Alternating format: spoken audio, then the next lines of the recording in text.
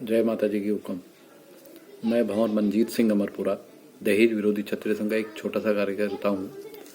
मैं आपके सामने कुछ विचार व्यक्त कर रहा हूँ। दहेज जैसी कुप्रथा को मिटाने के लिए हमें बहुत सी बेसिक चीज़ों पे ध्यान देना होगा।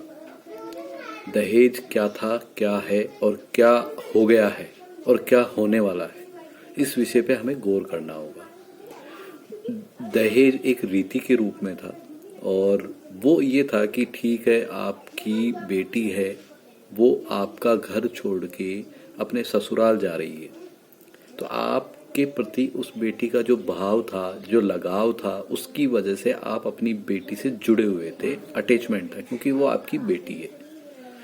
अब होता क्या था कि जो परंपरा हमारी बनी हुई है, जो सिस्टम बना हुआ है हमारे सामाजिक ताने बाने का, उसमें ये था कि बेटी को अपना घर छोड़कर ससुराल जाना होगा किसी दूसरे की गृहस्थी बसाने के लिए। ऐसा ही शुरू से होता आया है। जैसे मेरे दादो सा, मेरे दादी सा, तो दादी सा वहाँ से घर छोड़ के आए मेरे दादो सा के यहाँ। ऐसे ही मेरी मम्मा छोड़ के आई अपना घर मेरे पापा के यहाँ। ऐसे ही मेरी पत्नी अपना घर छोड़ के आई मेरे यहाँ। ऐसे ही मेरी बेटी घर छोड़ के जाएगी आगे किसी और का गृहस्थी बसाने के लिए। अब मेरी बेटी के प्रति अच्छा लगाव है, प्रीत है, तो मैं ये चाहूँगा कि जब मैं बेटी की शादी करूँ तो मैं अपनी बेटी को उसकी भी इच्छा से और कुछ मेरी इच्छा से, कुछ मेरी पत्नी की इच्छा से उसे कुछ न कुछ गिफ्ट और उपहार दे के विदा किया जाए। खाली हाथ विदा नहीं किया जाए। यहाँ तक सब कुछ ठीक है। बेटी ने भी अपनी इच्छा कुछ व्यक्त की कि पापा मुझे ये चीज़ पसंद है, आप मुझे ये दिलाओ मेरी शादी में, मुझे ये लेना है, ये कपड़े लेने हैं या ये चीज़ लेनी है। वो समझ में आता है कि बेटी की इच्छा है, बेटी आज शादी करके दूसरे घर जा रही है, तो हमें बेटी की सुख सुविधाओं का भी ख्याल रखना है, उसका भी ध्यान रखना है। लेकिन कुछ मेरी इच्छा भी है कि मुझे मेरी बेटी की शादी में बेटी को ये दूँ जिससे कि बेटी याददाश्त में रहे, वो उस मेरी और बेटी की भावनाएं जुड़ी हुई हों, जिससे कि बेटी को जब उस चीज़ को देखे, उस वस्तु को देखे, उस कपड़े को देखे, उस जो मैंने उसको दिया है उसको देखे और उसको मेरी याद आए। ये भाव था जिससे जुड़ाव बना रहे आपस के अंदर। अब हुआ क्या कि ये चीज़ें थी एक दायरे में, एक लिमिट में, लेकिन ये लिमिट हो गई क्रॉस कैसे हो गई? मेरे अंदर महत्वाकांक्षा आ गई कि मैं अगर मेरी बेटी की शादी कर रहा हूँ तो मुझे इस तरीके से तामझाम करना चाहिए। मैं अगर गाड़ी देता हूँ तो मेरी गाड़ी दी हुई दिखेगी, देखो साहब उन्होंने बेटी की शादी में गाड़ी दी है। मैं प्लॉट देता हूँ, वो प्लॉट दिखेगा। मैं गहना डालता हूँ दोनों हाथों का, ये वो, तो थाल सजा के रखूँगा, उसको दिखाऊंगा, सबको दिखाऊंगा थाल सजा के कि देखिए ये मेरे बेटी को मैंने ये गहना दिया है। पैसा दूंगा अगर नकदी तो मैं पूरा थाल सजा के और उसको देखूंगा और नाई के द्वारा ये और कहलवाऊंगा कि साहब 21 लाख रुपए टीका और ये सोने की अंगूठी या सोने की चेन या सिरपेच और ये बहुत सी चीज़ें, सोने का कड़ा, पैर का कड़ा और बहुत सी चीज़ें ऐसी हो गई जो मैं देना चाहूँ। अब इसमें दो बातें हैं। पहली बात तो ये कि क्या लड़के वाले ने कहा है कि ऐसा करना है, आपको इस तरीके से करना है, अगर आप इस तरीके से नहीं करते हैं तो हम आपकी इस शादी से संतुष्ट नहीं होंगे। एक तो ये हो गई। या दूसरा पॉइंट होता है कि आप अपनी मर्जी से कर रहे हो। अब मर्जी से कर रहे हो तो इसमें दो पॉइंट आते हैं। पहला तो ये पॉइंट है कि क्या आपके पास इतनी धन संपत्ति है, क्या आप आर्थिक रूप से इतने संपन्न हो कि ये सब चीज़ें जो तामझाम मैंने बताए हैं, इतना टीका, इतना गहना, गाड़ी, प्लॉट या जो भी गोल्ड है, जो दिखावे की चीज़ें हैं वो है, या जो मैंने मेरा दहेज का जो सामान सजाया हुआ है, बारात को दिखा रहा हूँ, जो मेरे आने करने वाले उनको भी दिखा रहा हूँ, क्या मैंने इतनी पूंजी जोड़ के रखी हुई थी या मेरी खुद की कमाई हुई थी? नहीं, ऐसा नहीं होता है। ऐसा हो भी सकता है और नहीं भी हो सकता, दोनों बातें हैं इसके अंदर। लेकिन क्या हमारे राजपूत समाज में ऐसा हो रहा है? मुझे नहीं लगता कि ऐसा हो रहा होगा कि कोई भी बाप अपनी बेटी के लिए इतनी सेविंग करके चलता होगा या इतना उसके लिए प्लॉट या बहुत सी चीज़ों के लिए एसेट्स बना के चलता होगा कि वो उसकी जब शादी करे तब उसको गिफ्ट स्वरूप यानी उपहार स्वरूप उसके साथ में दे पाए या उसके अधिकार स्वरूप उसको दे पाए। अब आता है पॉइंट ये कि वो जो इतना जो तामझाम किया गया है, इतना जो दिखावा किया गया है, जो गाड़ी है, जो गोल्ड है, जो 21 लाख रुपए टीका है या जो भी चीज़ें, वो कहाँ से आई है? अब इसके बैकग्राउंड में चलते हैं। वास्तविकता के अंदर हम आर्थिक रूप से अगर हम देखें उस व्यक्ति की हालत जिसने अपनी बेटी की शादी की है, तो उतनी मजबूत, उतनी स्ट्रांग नहीं होती है कि वो एवरेज इतना पैसा अपनी बेटी की शादी में खर्च कर पाए।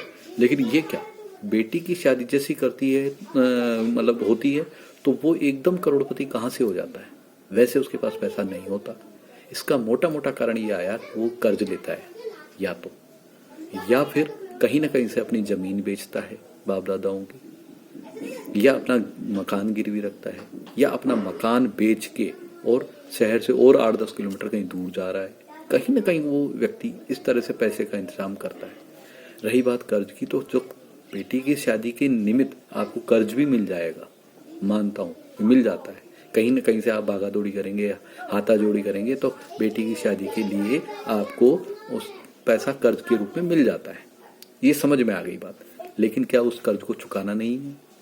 अब कर्ज को चुकाने के लिए दो तरीके होते हैं, या तो आप अपनी कमाई बढ़ा के चुकाओ, या आप कर्ज लेकर सामूहिक रूप से, यानी आपका अगर बेटा है, आपकी बहू है, या आप खुद हो, और या आपकी पत्नी है, ये सामूहिक रूप से उस कर्ज को उतारे, तब वो कर्ज उतर सकता है। अब होता क्या है, वो कर्ज उतरता नहीं है, और आखिर के अंदर उस व्यक्ति को अपनी ज़मीन, अपना प्लॉट, या कहीं ना कहीं कुछ न कुछ और बेचना पड़ता है या करना पड़ता है। इसका मतलब अल्टीमेटली एक ही चीज़ हुई कि वो व्यक्ति हमेशा कर्ज में रहेगा, या कर्ज में अगर कर्ज मुक्त भी होगा तो कहीं ना कहीं अपनी संपत्ति बेच के वो कर्ज मुक्त होगा। तो ऐसी क्या मजबूरी है कि वो इस तरह से दिखावा करने के चक्कर में अपना सब कुछ गिरवी रखना मंजूर करता है। अब लोग ये चीज़ कहते हैं कि नहीं साहब, ये जो चीज़ें करनी होती है, ये सब की सब चीज़ें लड़के वाला कहता है साहब कि आप ऐसा करो, आप कर्जा करो, आप मतलब लड़के वाले को टोटल बदनाम कर दिया जाता है कि साहब मांगते हैं, इन्होंने मांग लिया होगा, और इन्होंने लोभी हैं, दहेज के लालची हैं, और ये है। जबकि आप लड़के वाले से बात करोगे तो उसने ये कहेगा कि साहब मैंने ऐसी कोई डिमांड रखी नहीं कि आप ऐसा करो। अब जब ऐसा कहा ही नहीं, बहुत सी जगह 90% मामलों में ऐसा आता है, 10% ही लोग मांगने वाले होते हैं, मांगते होते हैं। जबकि हर आदमी यही कहता है कि भाई मैं तो मुंह से तो कुछ क्या कहूँ ना, जो अपनी लड़की को देना चाहता है वो दे। अब मैं इसी पॉइंट पे आना चाहता हूँ कि उन्होंने तो कह दिया, लड़के वालों ने तो, कि भाई जो अपनी बेटी को देना चाहे वो दे, ठीक। तो क्या ऐसी मजबूरी है उस बेटी वाले की कि इतना दे ही दे, मत दो ना। जब लड़के वाला ये सवाल करे कि साहब आपने बिल्कुल ही ऐसी शादी कर दी, वैसी शादी कर दी, हमें तो ऐसी उम्मीद नहीं थी, आपने धोखा किया, हमारे साथ गलत किया, तो वो व्यक्ति कह सकता है ना कि जब आपने अपने मुंह से एक शब्द नहीं कहा, क्या कि हमें कुछ नहीं चाहिए, आप जो भी दोगे अपनी बेटी को, तो जो भी दिया मेरी बेटी को दिया। जब मेरी बेटी संतुष्ट है इस बात से, जब मेरी बेटी को एतराज नहीं है, जो गोल्ड दिया है मेरी बेटी को दिया है, जब बेटी पहनेगी, बेटी को दुख तकलीफ नहीं है, बेटी ने स्वेच्छा से उस चीज़ को लिया है, खुशी से लिया है, फिर आप लोगों को एतराज क्यों है? मैंने टीका नहीं दिया, या गाड़ी नहीं दी, या जो भी नहीं दी, या इतना पैसा खर्च नहीं किया, दिखावा नहीं किया, तो इसमें आपको एतराज क्यों है? आप जब बेटी का नाम लेके ही सब कुछ आड़ बेटी की लेते हो कि साहब जो भी देता है आदमी बेटी की को देता है, जो भी करता है आपकी बेटी के लिए, तो मेरी बेटी तो संतुष्ट है, मेरी बेटी तो कह ही रही है कि जो आप कर रहे हो पापा बहुत अच्छा कर रहे हो और बहुत अच्छा किया है, फिर आप क्यों इस चीज़ में कूद रहे हो बीच में?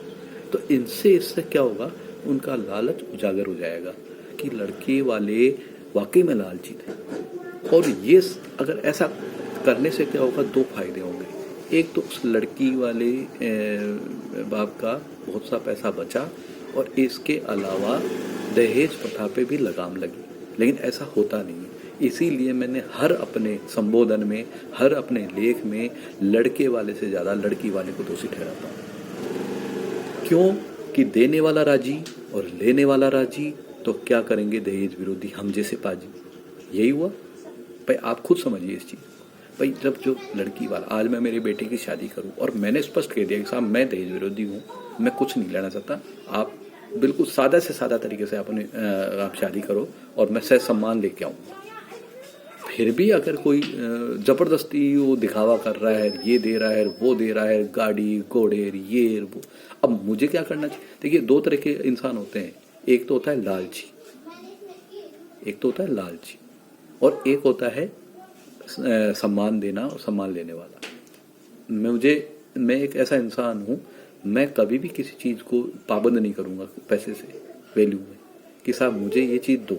खाने की चीज़ है, मैं घर पे लेके आया, मैं कभी फोर्स नहीं करूँगा मेरे को खाने की चीज़ देने, लेकिन अगर मेरे को खाने की चीज़ दे दी तो मैं खा लूँगा।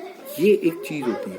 तो बहुत से लोगों की मेंटलिटी ऐसी होती है कि भाई लड़की, हमने तो मांगा नहीं, लड़की वाला दे रहा है तो हमें क्यों नहीं लेना चाहिए, लेना चाहिए। मैं कह रहा हूँ कि लड़के वाले ने जब लड़की वाले से मांगा ही नहीं तो वो क्यों दे रहा है। अब वो कहता है कि साहब मैं तो मेरी बेटी को दे रहा हूँ, मेरी इच्छा से दे रहा हूँ, नहीं, इच्छा से नहीं दे रहा है वो, अपने दिखावे के चक्कर में दे रहा है, अपने नाक के चक्कर में दे रहा है, अपनी झूठी शान के चक्कर में दे रहा है, अपनी बड़ाई का भूखा है वो इंसान, इसलिए वो दे रहा है। जब लड़के वाला मांग के नहीं ले रहा, जब उसने कह दिया कि मैं लेना ही नहीं चाहता, या जो भी दे वो अपने हिसाब से दे, जैसा भी वो शादी करेंगे मैं संतुष्ट हूँ, तो फिर वो क्यों व्यक्ति दे रहा है। इसीलिए मेरा हाथ जोड़ के रिक्वेस्ट है, दहेज प्रथा में एक तरफा सोच के साथ ना करें, हमेशा लड़के वालों को ये दोष ना दें, लड़की वाले भी बहुत हद तक दोषी होते हैं। धन्यवाद सर, जय माता जी की।